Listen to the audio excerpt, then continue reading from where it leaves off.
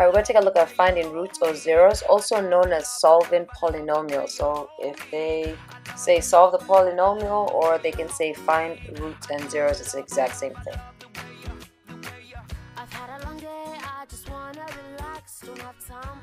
Alright, so let's say we had a polynomial that looks like this.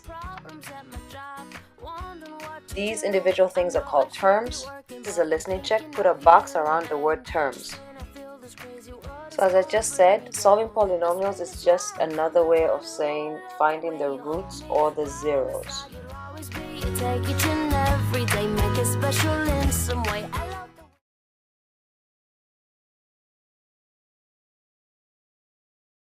What that means basically is where the function is equal to 0. This is a listening check. Underline equal. Underline equal.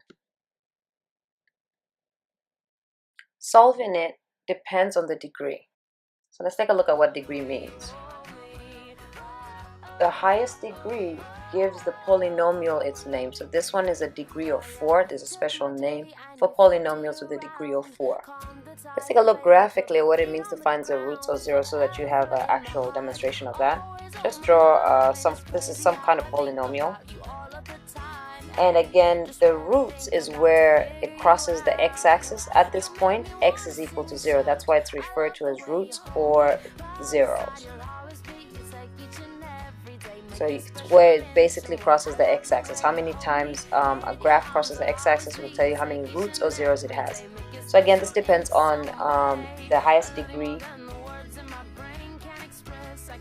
of the polynomial. So let's take a look at that. Go ahead and label it degree. Let's see name and then an example of what it looks like. So say we had a degree of 0. 0 is called a constant. For an example, 7. Degree of 1, that's called a linear. 4x plus 3. Degree of 2 is called quadratic, and you've seen a lot of these ones. I meant 2x to the power of 2, not to the power of x, so correct that. 3 is called cubic, and again, the highest degree determines the power, so you see the highest degree is the cube, that's why it's called cubic. 4 is called a quartic. Now you know I can't pronounce this stuff. Alright, which again the highest power is 4 and so forth, so it goes on like that. So again, I'm just highlighting the highest degree so that you know that it gets the name from the degree. So let's take a look at an example. Let's say if I ask you to find the root of 4x plus 3, which is a linear equation. So you solve for x basically, that's what that means, finding the root is solving for x. So you get negative 3 over 4. Let's say if we asked you to find quadratic, since I've already done this on the last page, I'm just copying this from the page before. So that is called finding the root. So I'd actually just have to do one step and put it equal to 0 because that's what x is, and so I'd have to set them equal to 0 and solve the equation. When I solve the equation, I would get this. So finding the roots is actually setting factors equal to 0. Alright, so let me do another example. This one I'll actually do because there's some factoring that you're going to have to do long division on, so you're going to have to learn how to do this anyway. So I'm going to pick one that, there's no shortcut, there's nothing quick, you just have to do long division. So here's one, it's a cubic. It's not a difference of cubes, it's not sum of cubes, it's none of that. So you gotta have to do it. Now the idea is you're finding places where it crosses the x-axis where x is equal to 0. So what I'm going to do is I need to find out what a factor is. What I'm going to do is I'm going to plug in values. So like for example, let me plug in 1. When I plug in 1, what am I going to get? 1 cubed times 2 is 2, minus 1 squared is 1, times negative 5 is negative 5, then 23 times 1 is negative 23, then negative 10, and that is not equal to 0. So I go try negative 1. Negative 1 cubed is negative 1, times 2 is negative 2. Then negative 1 squared is 1 times 5, negative 5 is negative 5. Negative 1 times negative 23 is positive 23. Minus 10, is that equal to 0? No, because that's negative 17 and positive 23.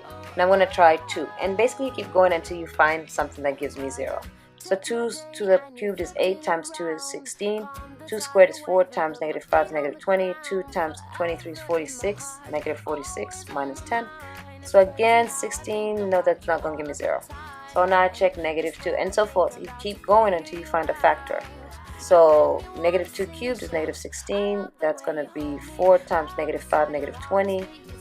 Negative 2 times negative 23, that's positive 46 minus 10. And this one does give me 0 because that's going to be negative 36, negative 46. Yep, that's 0.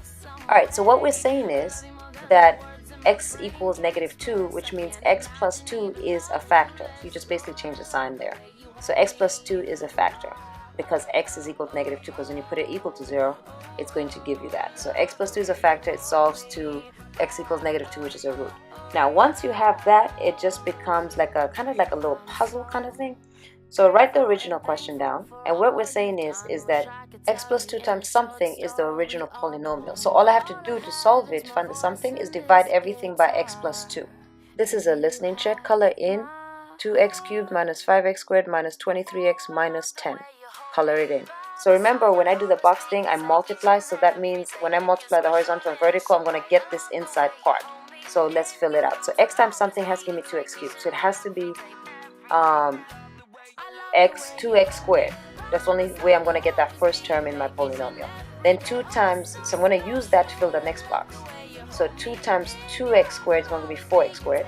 Then remember, this has to add up to negative 5. So what do I need x squared was that's going to add up negative 5? Well, I need it to be negative 9, so it can be negative 5. Then I use that to fill up the top box. X times negative 9x is going to give me negative 9 squared. Use that to fill the bottom one. 2 times negative 9x is negative 18x, which has to add up to negative 23. So what do I need to put in that box for it to be negative 23? Negative 5, because negative 18 minus 5 is negative 23. Now use that box to fill up the top. So x times something is going to give me negative 5x. Well, what has to go at the top? Negative 5. Use that to fill the bottom. So negative 5 is negative 5 times 2 is negative 10. And there you have it. I now have my original polynomial. And so it looks like if I multiply x plus 2 times 2x squared minus 9x minus 5, you're going to get that polynomial. And you can actually multiply it out and see. So now I'm going to set that equal to 0 because I want to see what the other roots are. So again, I'm going to do my box in order to factor it. And again, you can use a quadratic formula. You can use whatever you want to do to factor it. I'm going to use the box because that's just what I'm used to. It's none of the shortcuts because I can't factor anything out. It's not a difference of perfect squares. So it's not a shortcut. So I've drawn a box. First term in the first box, last term in the last box. Two numbers are multiplied to negative 10 and add to negative 9. 10 and 1. And the signs are negative 10 and 1. And the order doesn't matter how you put them in. This is a listening check. Shade in this box where it has 2x squared, negative 10x, and negative 5. Shade in that box. Alright, take out the horizontal greatest common factor. So I can take out 2 and I can take out x. Then that times that is 2x squared, that has to be x. That times that is x, that has to be 1. That times that is negative 10, so that's negative 5. Check the last box, negative 5. We're good to go. So 2x plus 1, x minus 5 are the factors. Then to find the roots of the zeros, set each one equal to 0. So the first one, 2x plus 1 equals 0. Take it to the other side, that's going to be negative a half. Set the second one equal to 0, that's going to be positive 5. So these are your 3 roots. So the x cubed, this x cubed polynomials cost 3 times. If you need more help with that, you need to check out the video, the longer video on dividing polynomials. This is just a refresher. And that's pretty much it. So let's practice.